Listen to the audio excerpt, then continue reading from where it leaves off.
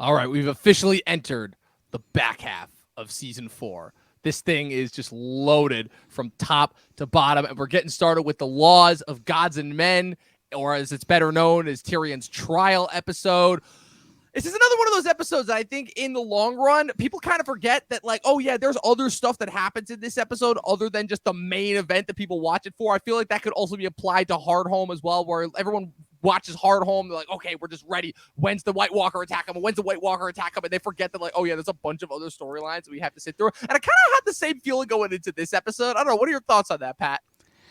Hey, listen, I totally agree with you, but I think the Talkin TV family is going to agree with me that this is, what is it, the laws of gods and kangaroos, because this court is definitely going bananas. This court is all out of order, to quote a very famous Al Pacino movie. All of that and more on today's episode of Talking Thrones.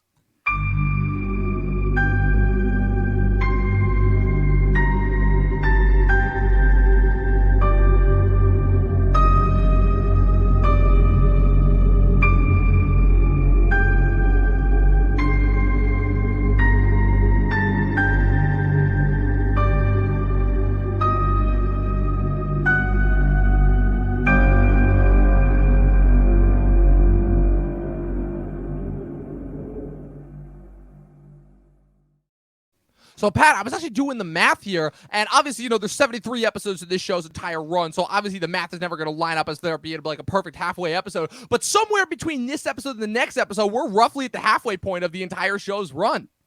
Oh, that would amaze me if I wasn't looking during the intro what kangaroos actually eat, and it's not bananas. I was about to say, I don't think I've ever heard that kangaroos eat bananas, ever. Yeah, so it's apparently leaves and grass, like koalas. So I mean, there's not a whole I got that one wrong. There's not a whole variety of flora available in Australia to eat, so they kind of got to go with what they have available, just like what Tyrion kind of has to go with what's available to him here, because as he sees, I mean, if I could just do a quick point about the trial before we actually get to it, I just love that, like, I think probably the highlight for it, for me, is seeing just Tyrion's face throughout the entire thing as he's just sitting there in this kangaroo court, and he's like, okay, this is a farce. Can we just get this over with? And what's even funnier is seeing Jaime, the slow realization of him realizing throughout the course of this thing being like, oh my God, maybe Tyrion was right. Maybe this thing has been a complete joke engineered against him. And I'm just like, bless you, Jaime, for being naive enough to still believe that your dad would actually engineer this as a fair trial. I mean, the fact that their own dad is a judge on this trial, that should have been indication enough. Like, oh, what is it, Tommen? Like, I am a robot. I cannot clearly sit on this. I will recuse. It's like, come on, man. Like, you do nothing in this series but laugh at a bad wedding show and, basically do what you're told. Exactly. And then throw yourself out a window. Yeah, I guess I guess he falls in love. I guess that's the biggest storyline that he's a part of. The biggest action that he takes. Yeah, just about. Yeah. But like I said, it's really strange because this episode is structured very similarly to The Lion and the Rose, in the sense that there's this gigantic, like, kind of set piece event that we kind of follow for the entire second half hour of this show. So much so to the fact that you almost forget, like, the minimalistic storylines that do happen in the first half. I'm not going to say they're all bad. There are a few good moments here, but, like, there's one storyline that happens in the first half of this episode that I'm like, yeesh. Did not age well in hindsight. And I think it's also a little bit of a precursor to, unfortunately, and I love Bryan Cogman, as I've said, he's written some of my absolute favorite episodes of this entire show. He wrote the Oathkeeper episode two episodes ago, which we both collectively loved. But this might have been a precursor to him writing easily one of the worst episodes of the entire show with the Unbroken next season.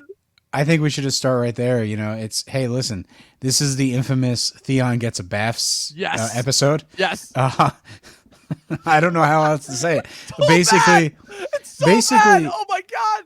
There's like this old boy fight sequence in the dog kennel where, like, that was pretty cool. Yara comes and tries to save him, but he believes it's a trick, which doesn't make any sense because he could still see, like, he has eyes. There's clearly a difference between the women who we didn't recognize, who we didn't know last season, who were clearly sent by Ramsay as part of a ploy by him, and his own sister, who he does recognize, but he doesn't. I don't know. It's just a giant flaw. But I wanted to go back even further before that, which is the scene.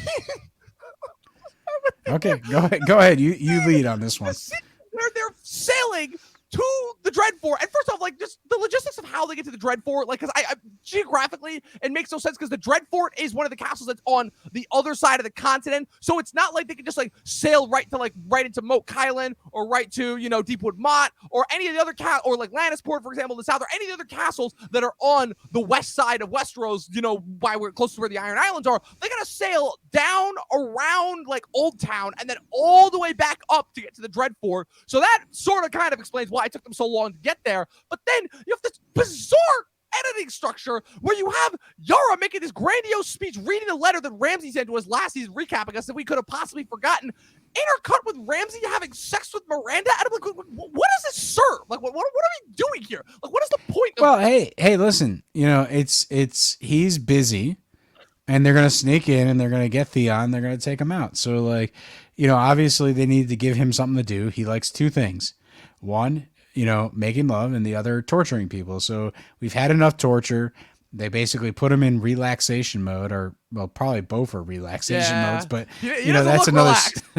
Yeah. So I don't know. It is a weird setup for them, it going back and forth between this. But it's like, hey, we got to occupy him. It's like, hey, if he's going to do an old boy fight scene in the dog kennel, let's make him, not have his shirt.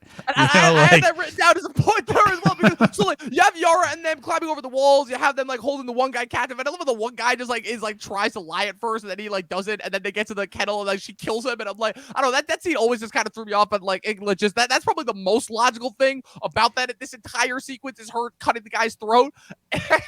Yeah, so Ramsay comes in and he's just like, well, he sees all this chaos going on, and he's just like, hey, tonight's gonna be a good night. Yeah. And it's like, you weren't having fun before? Yeah, right? It's like, I'm not... And also, like, I was already covered in like all these fresh cuts and bruises, and I'm like, Jesus, I don't even want to know what you were up to before. But hold on, I had a great note written down here that I thought was just freaking hilarious, where in the previous episode, right, you know how you had that great exchange between Arya and the Hound, and the whole bit that was like a point of reference between the two of them was the fact that Syrio died because he didn't have armor or a sword. And Ramsay here just proves, nope, I've got the best kind of armor there is, plot armor, because they don't land a single blow on him, completely shirtless, covered in God only knows what kind of scratches, and he takes out like, what, 3, 4 Ironborn just on his own? I'm like, God damn, dude, remind me to never bet against that guy.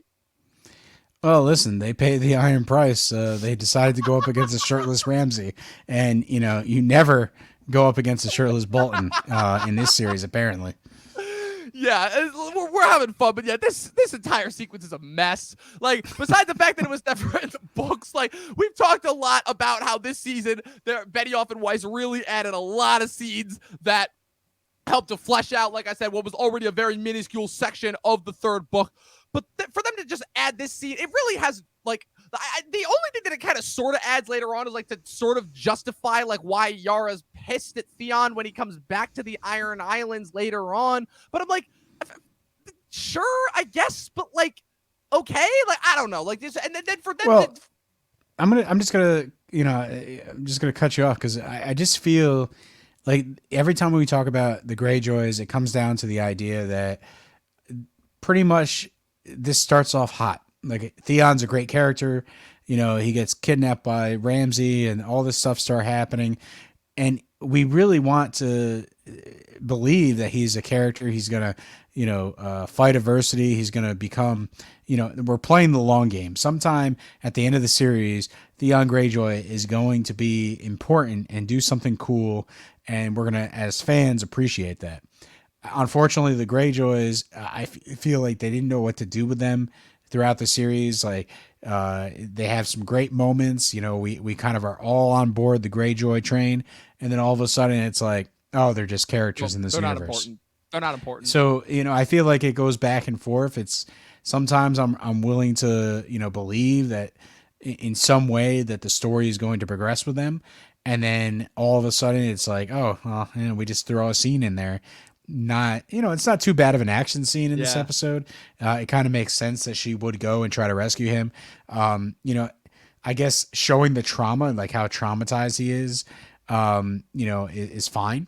But the fact is, at this point, hit him with the hilt of your sword, drag him out of there. Yeah, right.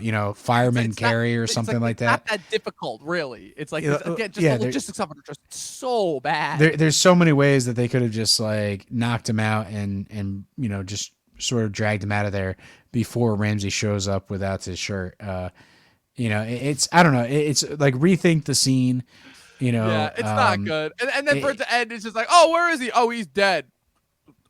Okay, like it's just like as if you like needed a justification. Just been like, well, okay, that didn't happen. Let's go. And I'm like, okay, see you in 2 seasons. Bye. Yeah, and I think you're right about the fact that later on in the series, it kind of adds to the relationship, like Theon being forgiven and all that type of stuff, and like the whole idea that he cedes his right to the throne, and Yara is really the rightful person to take on the Ironborn. I think that all kind of makes sense, and this could be like that little seed that's went somewhere though. Yeah, planted for that, but ultimately, this is just like take it or leave it sequence in this season. It's just to have the Greyjoys in there. It really doesn't amount to anything. Give it as much weight as you want, but ultimately it seems like the two of us are just like, it was what it was, and we're moving on from it. Right. Well, so I've talked about this before, is that the two, I think, sets of characters that the show does the biggest disservice to. Obviously the Martells are the most widely known one because of how season 5 really deviates from their rich and interesting storyline that they had in book 5 and books 4 and 5, where that goes. But the Greyjoys are the other half of that coin, because I definitely think that if you just look at the direction that Martin takes the Greyjoys in, post book 3, really, it's almost really like Theon almost is like not really like a character. Like Theon really was just the introduction to that world, because the direction that they take Yara, or Asha as she's known in the books, that's her character's name in the books, and then Balon's other 2 brothers, Euron, the drastically different direction they take with him. They also have, the other Greyjoy uncle that is never, not even a character in the show, Victarion, and the direction that they take him in. Like they have them set up to where the Greyjoys are going to have a really interesting part to play in the wars to come, as is mentioned. It's just unfortunately at the point where we were left at the books, they were all kind of on cliffhangers. Asha kind of had to flee after she lost the Kingsmoot and then settled back in the north, and then she kind of got caught by Stannis, which is where she was reunited by Theon after he escaped from Winterfell. Victarion is the one that's carrying the envoy over to the east to Daenerys on behalf of Euron, although he really plans to marry Daenerys on his own and then wage war with Euron. And Euron, the only thing that we know of is that Euron is going to raid Old Town in order to potentially find documents that could relay in a potential theory that a couple of people online have had, that Euron is going to find this horn that will allow him to potentially control or form some sort of alliance with the Night King. Because the whole thing is that Euron, as a character in the books, besides being tremendously different from his portrayal in the show, is, again, he's a world traveler. He's been around the other side of the world. Some say that he's been to like the far corners of Essos in a Shae and all those. He studied like the deepest, craziest forms of magic, and is being shaped up to be like a pretty big force to be reckoned with in the last 2 books, if and when they ever get released. But again, it's kind of a Martell situation where the seeds were still only there for like that act of the story. These were characters that we were still being introduced to at this point within the books. We really weren't. Benioff and Weiss probably only had like the inklings and the outlines of what to do, and it just became very clear that these were the 2 sets of characters they had the least interest in, which is a shame, because again, as I constantly bring back and forth, and we'll cover this more next season when we get into the Martells and how they deviated from them, it's just kind of sad, because again, Martin clearly shows that every character that he brings in, he has like something that he can give to them, something that he can give as far as like pushing them in an interesting direction.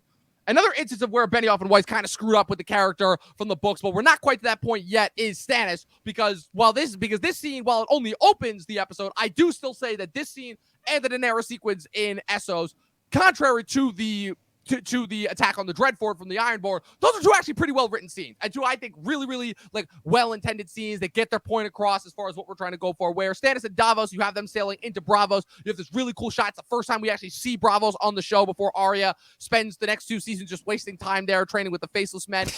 Wasting time. Wow, that's a way to put it, Dom. I mean, I feel like that's putting it as lightly as I possibly can. But what is it? Oysters and cockles and all that stuff. Cockles. Oh God. I can't. I don't want to listen to that ever again. But like, I'm not looking forward to that at all. Yeah. But anyway, listen. This is Davos's scene to shine. Like, Stannis is sitting there and he's just like, hey, this is I'm the true king, blah blah blah blah blah, and everyone's like, well, we don't like your numbers, Right. 32 ships, and Right. you don't The have Iron Bank any is like, oh pigs, yeah, and it's like, okay, you're a king, cool. We've dealt with so many kings in Westeros, we kind of lost track. So Davos is the one that basically steps up and counters their argument and says Tywin is the true person on the throne. He's 67. He's not going to last forever. And the fact is, once he's gone, who's going to be there? Cersei, she's pretty mad. Tommen, he's pretty incapable. And who's left? And Stannis is the true leader. Like, he has a blood right. He also is a battle commander. These are exactly the words he uses in his argument. And he basically takes off his glove and shows that, he has the four main fingers missing, or at least half of them gone. Because Stannis is someone that pays back, what is owed, or takes what's owed, or whatever the phrase was. But he basically, Stannis is honorable and, will pay back this money if you lend it to him. And ultimately, at the end of the day, Davos does what he came there to do, which is to get funds for their next exploits. Yes. And if any, so this is our introduction to the Iron Bank, which are characters that we are only briefly, I think, mentioned in the books. The Iron Bank, they have a little bit more of a presence in the show. Is again kind of this overall looming like kind of source of capital for Westeros. They've been hinting at them for a little bit. We know that Robert's been tremendously, that the crown has been tremendously in debt to them, going all the way back to season 1 with Robert. And obviously we have the infamous drop from last episode where Tywin just casually mentions to Cersei, "Oh yeah, by the way, we're tremendously in debt to the crown because to the Iron Bank because all of our gold mines have dried up." Still a really weird drop by Tywin. If anything, it sucks because I hate to bring that up, but I feel like if anything, the Iron Bank would have looked even more favorably on Stannis and Davos because of how in-depth the Lannisters were, because at the end of the day, Stannis only has the one loss at Blackwater, he's still relatively inexperienced as far as that goes, so even though the Lannisters have won over the Starks, and technically achieve this battle superiority, at the end of the day, they're still in a very volatile state. They just lost Joffrey. Tommen has been crowned king, and it proves to be pretty incapable. Tywin is pretty old, even though he's still really the only thing holding the family together. And as we come to see, Cersei is going to do the family no favors in the next 2 seasons, once Tywin dies. So, if anything, I do find it a little bit odd that the Iron Bank doesn't immediately kind of jump at Stannis' opportunity. Obviously, again, I can't blame Davos because Davos doesn't really know just how volatile the Lannisters really are, but he does a good job. He makes a good case. Also, shout out to, we also get, Mark Gaddis as Tycho Nestoris, the leader of those 3 bankers. Infamously, he's one of the co-creators of Sherlock and also portrays Sherlock's brother Mycroft on the BBC Sherlock show, as well as a variety of other performances. Really, really good actor. It's always good in hindsight to see him and stuff because I really, really enjoy him. I think with the Iron Bank, one of the things to think about really here is the Lannisters are kind of tapped out. Like, their credit line is pretty much booked They've up. extended it as much as they're willing to. And Stannis doesn't really have a line of credit. So, the Iron Bank is sort of a little bit, it makes sense for them to say, hey, take this money and you owe us. And it doesn't really matter, like, Lannisters win or Stannis wins. Basically, both sides owe the Iron Bank money. And so the more families in Westeros that owe the Iron Bank, the better, because basically they'll all be under the thumb of the bankers. And, it's not necessarily like the debts will be paid back immediately, but over time, that's going to really add up. And, they keep mentioning the armies of the Iron Bank.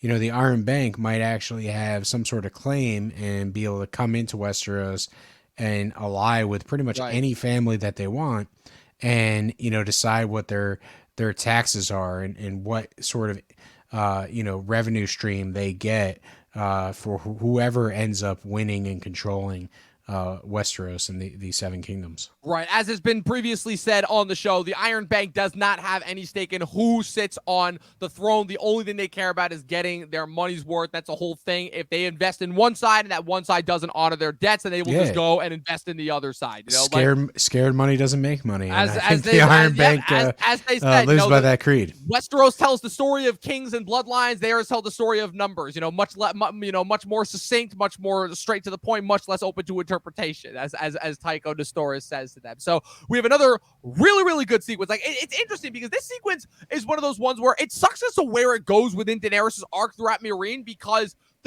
every time I watch this one particular sequence, it just gets better and better with this particular scene. I love how we talked about the last episode and how Meereen was kind of only exposition as far as catching Daenerys up on everything that was happening in Westeros. And this episode is kind of like, we've kind of ended her conquest phase. Now she's made her decision to go into her ruling phase, and now she's actually like learning what it's like to be a ruler. And this episode, Dom, do you think sucks? Do you think in the script it basically said like exterior marine field day? You know, the sound of music, goats run, happily in the field. Like the herders hills are alive.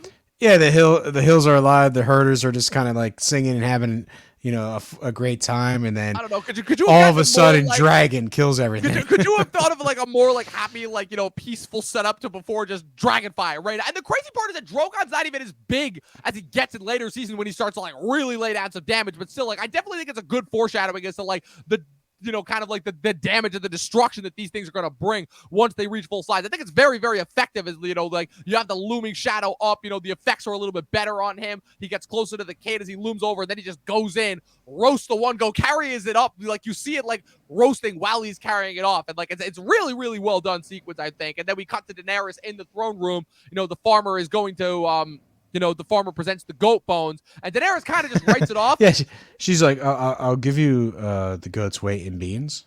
Something like that. something like that. I don't know what it was, but it really know it better. And it's like, it's like I feel like it is a good precursor though as to her conversation with Hizdahr Zolorak that follows, because it's like she's still, even though she's like assumed this position of leadership, she's not really that aware of just what it is that her position and her influence, the effect that it's having on the people. Because again, she really hasn't had any experience with ruling people yet. She was Khal Drogo. She was pretty much Khal Drogo's Khaleesi, and like she called some shots there, but that was really it. Then she was stuck at Karth for a season, just kind of doing whatever. And then she spent the last season and a half just, moving conquest after conquest, freeing people. And she hasn't had the chance to really take a step back, take a breath, actually learn like what it's like ruling a people. And she started to understand it. She started to realize it's like, oh wow, I might be wanting to do good, but that doesn't mean that my dragons are going to be the best for all the farmers going on, And as she comes to find out afterwards, when she, when Hizdahr Zolorak comes in,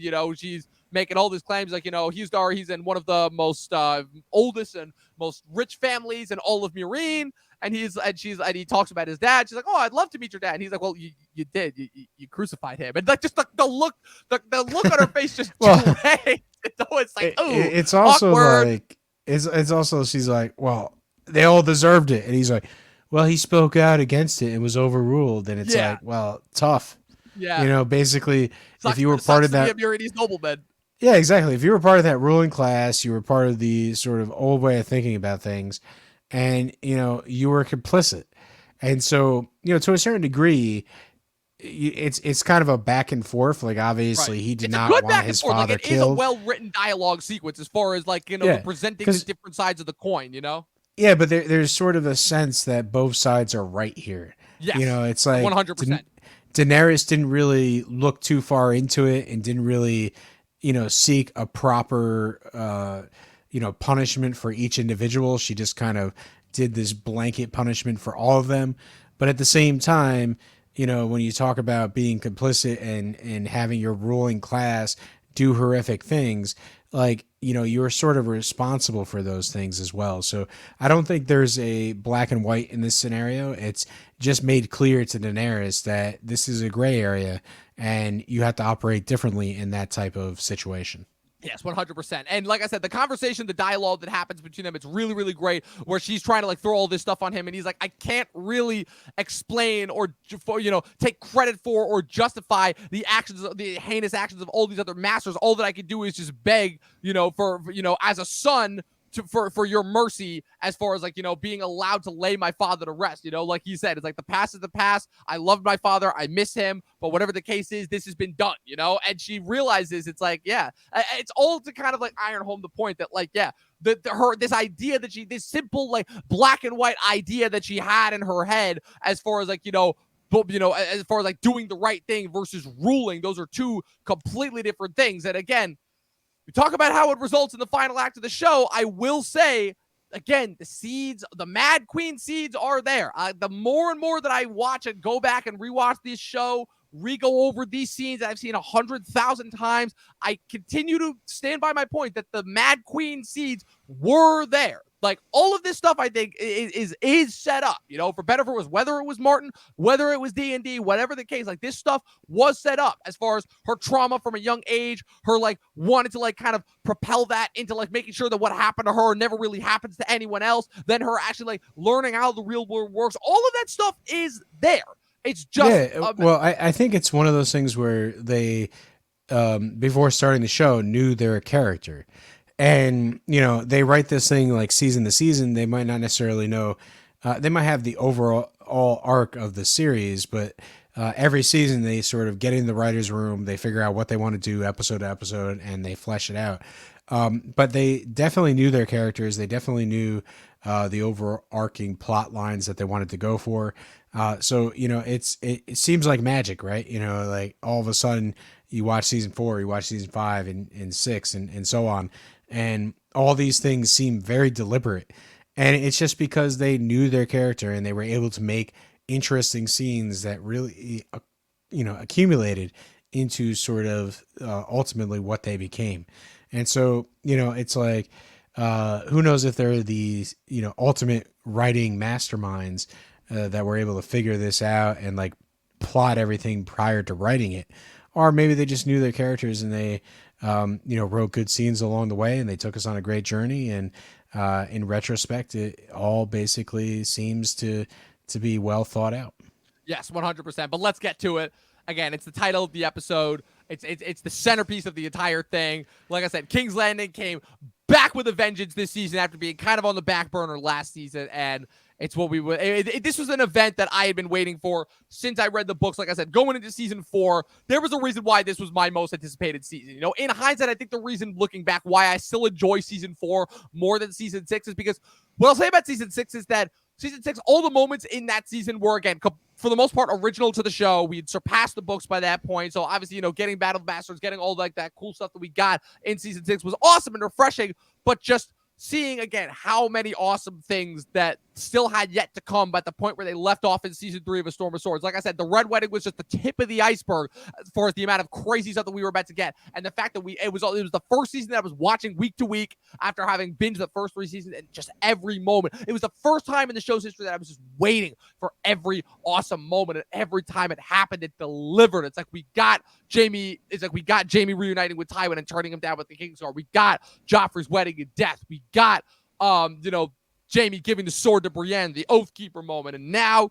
we have the trial. And I'm sorry, this puts all other courtroom trial scenes to shame. Mostly because it's, again, does what kind of what we've been talking about throughout this entire episode. It's like it's one part comedic farce and one part really interesting, investing courtroom drama. And courtroom dramas often give way to some of I know for me, some of my favorite acting moments in movie and TV history, and I think that this is no exception. But obviously, it starts off with a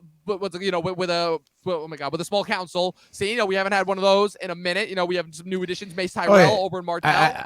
I think one of the best things about the small council is they're arguing over who's going to be the master of ships. Oh, it's great. And again, a little bit of like the unknown or back of old rivalry between House Tyrell and House Martell. Yeah, there's some serious heat going down in this meeting, and then Tywin walks in, and basically Oberyn has his feet on the table. Yeah, he's like, and he doesn't stand up, but everybody else stands up and is like gracious. So Oberyn is seen throughout this whole entire episode as, still not bending to, the Lannisters. He won't grovel. He won't do what is expected or what other people, are doing, which is recognizing the power that the Lannisters are.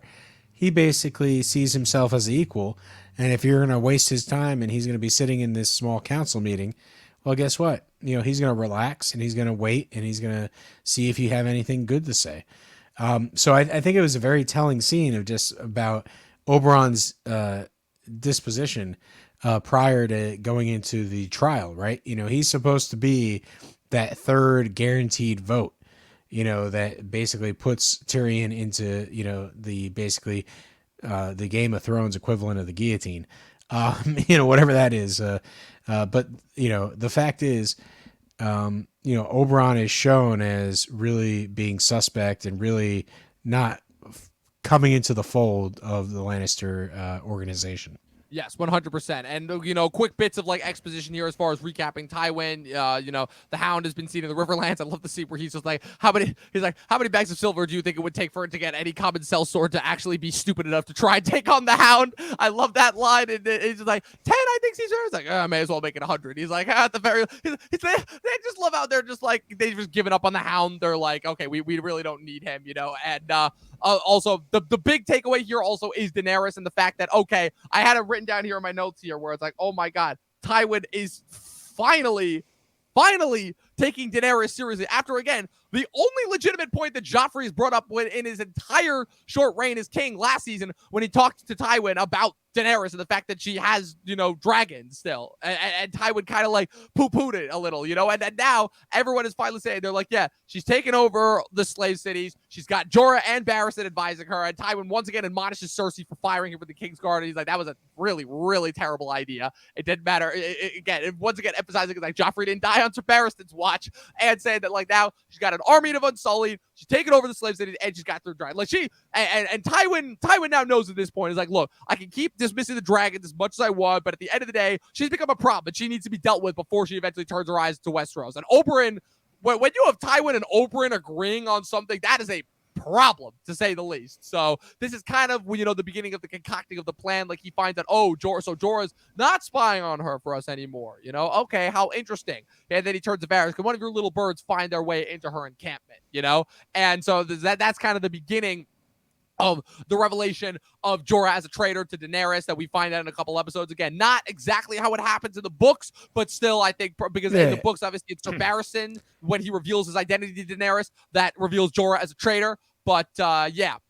I guess we learn this later on, or we should discuss this later on, but, when Jorah is revealed to Daenerys as a traitor, she overreacts, right? Am I the only person that basically thinks that she goes a little too far? If I'm remembering correctly, it was the whole thing was that it was Barristan that kind of confronted him about it first, and then afterwards, she's just kind of trying to put on the stone cold demeanor, but she's clearly hurt. I don't necessarily know if she overreacts to it as far as her display of emotion, but definitely as far as her choice to her choice of punishment for Jorah. The whole thing that comes from it is it's very much meant to be an emotional response, much more so than a logistical response, because Jorah has been such a foundational part of her identity. Jorah has been there for her since day one. He was kind of the only guiding force for her. She was the only connection that she had to her homeland of Westeros, away going all the way back to season 1. So it's the fact that Jorah,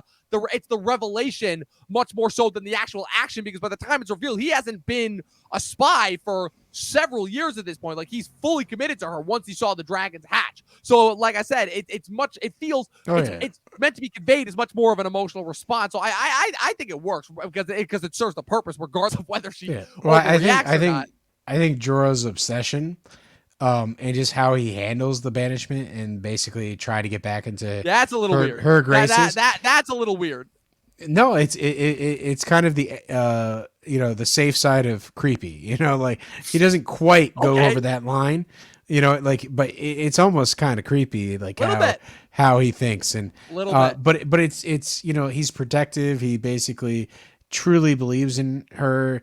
In his mind, it doesn't matter that he kind of messed it up. He's got to show his dedication no matter what, because that's the type of person he has become, and she needs to see it. It's very like, to take the Silence of the Lambs quote, like put the lotion in the basket. He's very, very obsessive about like letting her know what the situation is, and it's. I think it works. I think it's an interesting arc for his character. It gets him, out of his normal, basically setup. The whole situation that he's been in for the last couple seasons. So, when we cross that bridge, we'll have more to say about it. But ultimately, it's one of those things. Like she just like shuns him and stays angry, and it really takes a lot. Almost like moving heaven and earth for him to get back in her good graces. Yeah, that and one very well timed attack by the Sons of the Harpy in that episode. Yeah. But yeah, let's get back to it again. The trial begins. It's just like, oh my god, just every single moment, which it's really, because to me Tyrion has not been this good of a character and this good of a force, and Dinklage to me has not given this good of a performance since season 2. And just the minute that we see him, like from him being chained up in the jail cell and him just giving Jaime that look, and he's just like, oh wow, I must be being set free, just again taking shot after shot at his brother, that being slowly let out, him being chained, and like he knows exactly what this is. Listen, I can't get over the Tommen and just like, I will recuse myself. I am reading from a script. Like Tommen, your favorite character. What a king! These Lannister kings. First, Joffrey, where he delights in his torture, and he's just so sycophantic and sadistic to Tommen, who could not be more useless if he tried. I don't know, man. Like, I guess he never had a chance. Like, he's just like, he's too young to assume the throne, and there's too much, backroom deals going on between the rest of his family. Yeah. So he never has a chance, and I kind of feel bad for him, but like at the same time, it's just like, dude, like you're being hoodwinked. You just fall right into the trap, and that infamous animated movie. You've been hoodwinked, baby. Great movie. I will defend that movie to the death. Incredibly underrated movie. Okay, I just know it as a phrase. I don't know it as a movie. So I'm telling you, you should get it. You should check it out. It's an animated take on a couple of different Grimm's fairy tales that mixes in, Red basically like the way that you break it down is it's basically like Red Riding Hood, but if it were a police procedural meets Rashomon, where the entire movie you're following like the story from all the different suspects, and it turns out the big bad wolf is like a police investigator, is like an undercover cop. Granny's like a sports junkie.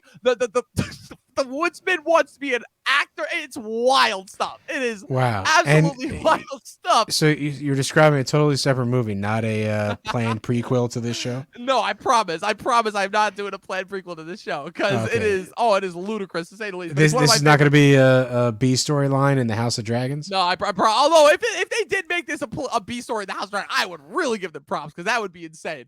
But so obviously, again, I mean, like, I feel like just Tyrion is trying his hardest not to laugh throughout this entire thing. I feel like if his head wasn't quite literally, on the metaphorical chopping block, he's literally would be like, oh, look, this is a comedy. He's like, I'm just sitting back here like Meereen Trant, Pycelle, Cersei, all these people just going up and telling all these stories, and he's just like, look, I think the best thing about this sequence is bringing up all the witty lines that we enjoyed the first time around. Right, because that being twisted on him.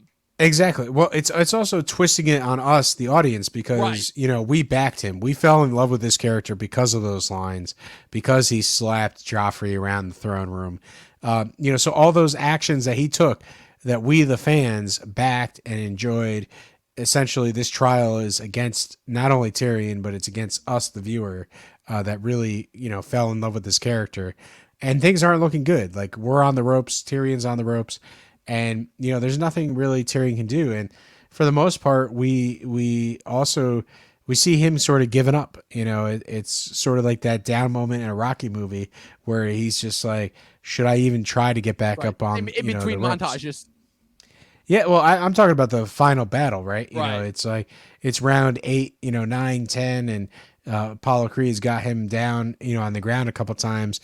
It's like, should he even bother getting back up? And for the most part, like, Jaime basically makes a deal with Tywin, right? That he's going well, to. I'll get to that in a bit, but first the Varys moment. I mean, what did you make of that moment? Because we obviously later find out Varys is somebody who's always, kind of been in Tyrion's corner right now. Like, he's kind of the only character that's on the stand that is just trying to save face in his own thing. Him and Tyrion have always had this like really interesting back and forth. But what did you think of that moment where Tyrion asked him? He's like, you said I would be, you said that I would have an important part to play, even though the history books would not remember it. Did you forget that? And he's like, sadly, I never forget. Yeah, so for me, I feel like, obviously Tywin got to Varys and, basically maybe he didn't really even speak to him. I don't think he had to. Like, Varys is always a character to me that seems like he is always playing his own, like Littlefinger is always playing his own game outside of the powers that be. Like, Varys understands the situation he's in, and he testifies the way he, knows the Lannisters want him to. And the fact that Tyrion says, hey, can I ask a question? And Tywin allows it. Tyrion is just very intelligent and asks him the right question. And Varys answers in a safe political way that ultimately says his testimony is not worth listening to. Right. So out of all the people that have testified in the court, Varys is testimony that can just be thrown out the door because he basically has undercut himself in the answer that he gives to Tyrion. Right. And so, it's sort of that perfect situation for Varys, right? He wants to remain neutral in the middle, and he basically helped both sides. He told the truth, he answered faithfully, and ultimately it made Tywin's case look good. It basically, Tyrion basically was able to shoot down his testimony.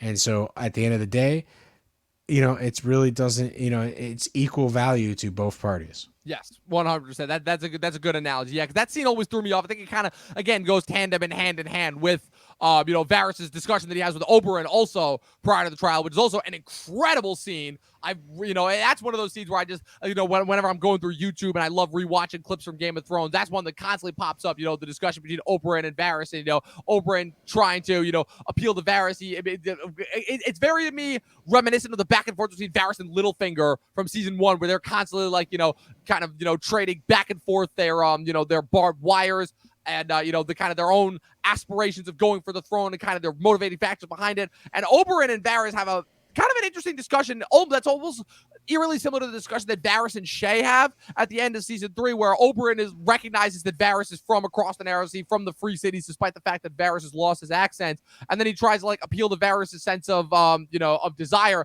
And Varys is like, nah, I'm very glad that I'm, he reveals potentially his asexuality, where he's like, I'm not a fan of desire. When I see what it does to people, to this country, I'm very glad that I don't have to suffer from it, and it allows me to focus on other things. Like, I'm not quite sure if he's trying to seduce him or what, because we obviously know that, Oberyn's means like getting what he wants is usually done in a very like seductory, a very sexual manner. But obviously he tries it on the one person who obviously like that's not going to work on, like if Varys has shown one thing, it's that, sexual proclivities are not going to work on him. I had to think about that. But then we again, just like the entire last act of this episode is just gangbusters. Like the actual trial itself, the farce portion of the trial is just a lead up. You have Jaime confronting Tywin. Being like, hey, this entire thing is again, props to Jaime for his character development, but the fact that he didn't realize that this was a complete farce, like, I don't know, like, do you think they could have gotten away with it as far as like, okay, like this is a joke. This is not going to go anywhere. It's like, it's like this family's had it out for Tyrion since day one. And Jaime, I guess just for the fact that Jaime, he's always kind of regarded himself as like, me and Tyrion against the world, without just realizing just how much the rest of the family hated Tyrion to the point where they're willing to let him die over something that they're pretty certain he is not guilty of, when he makes the deal for him. And, tries to appeal to Tywin's sense of like, family honor. And he's like, family honor. So all that was bullshit, right? And he's like, well, what do I stand to gain from letting Tyrion live? He's like, your family survives through me. And then Tywin answers so quickly that I finally realized. Realized. It took me years to realize this, where I'm like, oh my God. So that's what Tywin got to stand out of it. Because it became immediately apparent that it definitely seemed like Cersei was going to get way more out of Tyrion's death for Joffrey's murder than Tywin did, even though we know that Tywin despises him. I think, Tywin basically, he jumps on the bandwagon here. And, it goes to that phrase, right? Never let a tragic situation go to waste, right? Yep. So A tactician to the very end. Exactly. So, even though Cersei's going crazy and saying Tyrion did it, and, that leads to his imprisonment and being charged for Joffrey's murder, Tywin has his own agenda, and that is to get Jaime to basically play hero once again, try to save his brother, and make this deal that he'll continue on the Lannister name. And as soon as Jaime kind of comes to that conclusion, like Tywin, he already knew that this was going to be something that was uttered from his mouth. So Tywin just responds, and boom, it's like, yeah, you're going to do it. And it's going to start immediately once he starts on his journeys to the Night's Watch. Yep. You're going to Castle Rock. You're going to marry a good woman. You're going to continue to the name, and there's going to be no more of this talk to the contrary. So, yes. I think Tywin, again, he is playing all his children, and it's one of those things where we just kind of have seen it again and again and again, that he fully just uses them as pawns for his own game of basically family legacy. Yeah, 100%. It's again continuing with Tywin. So we see Jaime go and tell Tyrion about the deal that he made, and he's like, the trial's not. He's like, you're going to be declared guilty, and he's like, oh, really? I had no idea. Just brilliant performance from Peter Dinklage. Like I said, even though season 2 to me was like his Emmy reel, but this episode makes a pretty damn compelling argument, and I have a feeling that if not for the fact that Breaking Bad ended that year and every actor in that year won, I definitely would have made a compelling case for Peter Dinklage in this scene where he explains the course of the deal to him. Tyrion doesn't want to believe him at first.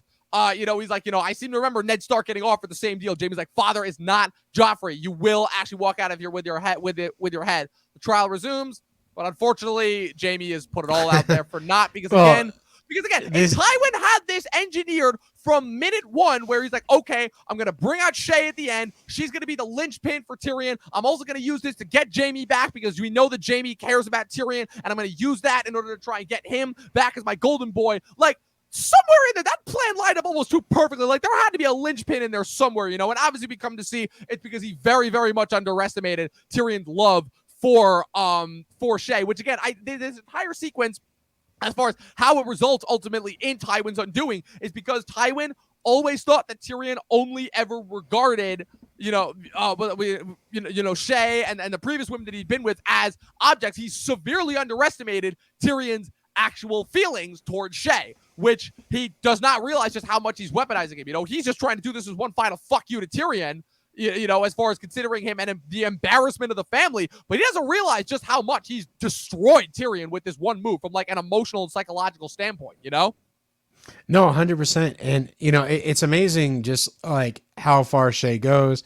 All the things that she's complained, like, hey, Tyrion, you've treated me this way, like, just as your plaything, and like, I mean nothing to you, like, you sort of, you have your basically mind in this Game of Thrones, but you're not paying attention to me as a person.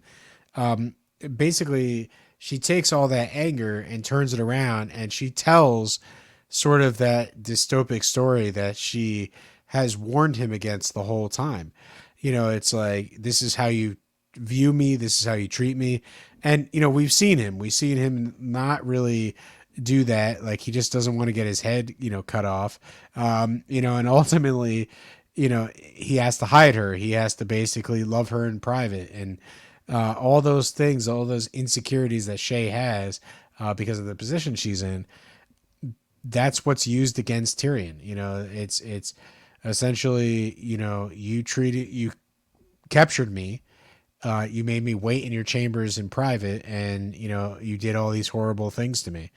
So, the fact is, she basically just turns a cold shoulder, showing that, the love that they had never really existed. And she basically just sort of stomps that out. And she does it because obviously, she is made an offer that she can't refuse by Tywin. Yep. As we come to see. And Oh man, like I said, it's too much for Tyrion to handle, and he makes that's the speech to end all speeches. One of the best monologues fantastic in the entire show's history. Like I said, truly Dinklage's Emmy moment right there, where he basically admonishes. He basically tears down this entire trial. He's like, I saved all of your worthless lives from Stannis, and for what? All just to this, so I can be your kind of stage show mockery, for all of this. He's like, I'm guilty. Yeah. I'm what was guilty. it? He would give anything to watch them all drink the poisons that he allegedly he's saw. like, I wish I was the monster that you all wanted me to be. I would gladly, give my life just to watch. It's like, it's watching your vicious little bastard die gave me more joy than 1,000 lying, whats, and something like that. Basically, he's like, I wish that I had. He's like, I didn't kill Joffrey, but I wish that I had. I wish that I had enough poison for all of you. Like I said, it's so good. Just rattling off all the misery, all the pain, all the shit that he's been through the last 2 seasons, like you said, and pretty justifiably so. He's like, I did all of this for our family, and for what? So you can make me your stage show mockery and like basically pin all your blame on me when things don't go your way. And he's like, no, I'm not standing for this anymore. He's like, I've let you run its course long enough. He's like, screw it. Trial by combat. Yeah, he's like, screw it. I'm gonna die anyways. I may as well go out swinging. It's like, if this is the only shot that I've got as far as not only proving my innocence, but kind of just like getting out of this with my head still on my shoulders, screw it. Trial by combat. Yeah, listen, I think the thing that should have happened is trial by combat's called, and then it just takes that song Mortal Kombat, like whatever Mortal it is. Kombat. Yeah, exactly. I'm not really good at the song, but you can probably that's a little much down, but basically I think people get the point. The main thing is this would have been, I'm amped. The show did exactly what it was supposed to do, is like get you ready for, basically Oberyn versus the Mountain, and it's coming. The episodes are ticking away, and there's not really that much more time to wait until the ultimate battle comes. and we'll talk about it when we get there. This season ends with a few of those ultimate battles, but I think probably like my favorite centerpiece is just how it ends with just the stare down between Tyrion and Tywin, where Tywin is just staring down at him with like this utter look of anger, and Tyrion is just like, "Ha! You thought you were gonna get one over on me? Fuck you, Dad!" It's just like the fact that they're just all like, "Oh my God, he actually did it! He actually did it!" It's really weird because like, let's face it, like how many times is he going to get caught into some situation called trial by combat? There's only so many times that he can do that. But he did bring up one legit point, which is that he's like, this is complete stage show mockery from start to finish, and I am not giving my life for Joffrey. No way. Yeah, exactly. So, it's like, obviously that's the sort of cut the credits moment. Not much more to see here. You all got to go home. I guess you don't have to go home, but you can't stay here type of thing. Can't stay here, unfortunately. The episode is done. Yeah. And, we're just left. We don't know at this point that Oberyn's going to step up and be his champion. Right. And I think he's that's still what hoping that Bronn's going to do it. And as we see in the next episode, Bronn is not as willing. He's come a long way since the first time he represented Tyrion, way back in season 1. Yeah, and I think the whole next episode is about Oberyn deciding, and then the duel is the episode after. Well, so the next episode is first he tries to appeal to Bronn. Bronn says no. He knows he can't get Jaime to represent him, and then the episode ends with Oberyn volunteering to represent him. Like, that's how the next episode ends. Gotcha. Okay. Well, hey, listen, we're gonna see next week. I'm gonna definitely review that episode one more time, and it's this season's heating up, and it's like I said, back half of this season, get ready because it is banger after banger after banger. We got the duel, we got the battle of the wall, yes. We got, what else do we got? We got Tyrion killing Tywin, we got Brienne versus the Hound, we got we got all this. Lysa. We got a lot of stuff in the next couple episodes. So and we also we have whatchamacallit, a little wind in Arya's hair as she travels across the ocean. Yes, indeed. No, there's a lot. Season 4 is definitely going to end on a very big, impactful moment. But that was season 4, episode 6, episode 36, our halfway point of the show, The Laws of Gods and Men. We'll be back next week for episode 37, entitled Mockingbird, named after Littlefinger's sigil. Of course, you can continue to stay up to date with everything going on in the Talkin' Thrones verse by following this podcast feed on Spotify or Apple Podcasts, and be sure to subscribe to the Talkin' TV YouTube channel. Be sure to follow myself at Movie Nerd Reviews across all platforms. Be sure to follow the Talkin' TV official Talkin' TV podcast across Facebook, Instagram, and Twitter. And be sure to follow my co-host here, Professor Pat Huber, at Patrick W. Huber on Instagram, where he will hopefully one day post some Instagram pictures. It's coming. I'm taking photos. That's the one thing that's true. Whether or not I'm, agreeing with the terms of service of Instagram and posting them out there, that's another thing. I haven't really gotten that threshold across, but hey, hopefully one day. Hopefully one day we will see. And of course, you can continue to tune in for new episodes of Talkin' Thrones released every Friday on the podcast feeds. And as always, people, remember, stay frosty. 12 seasons in a short film, and watch more fucking movies. We'll see you guys next week. Watch more kangaroos or something. I don't know.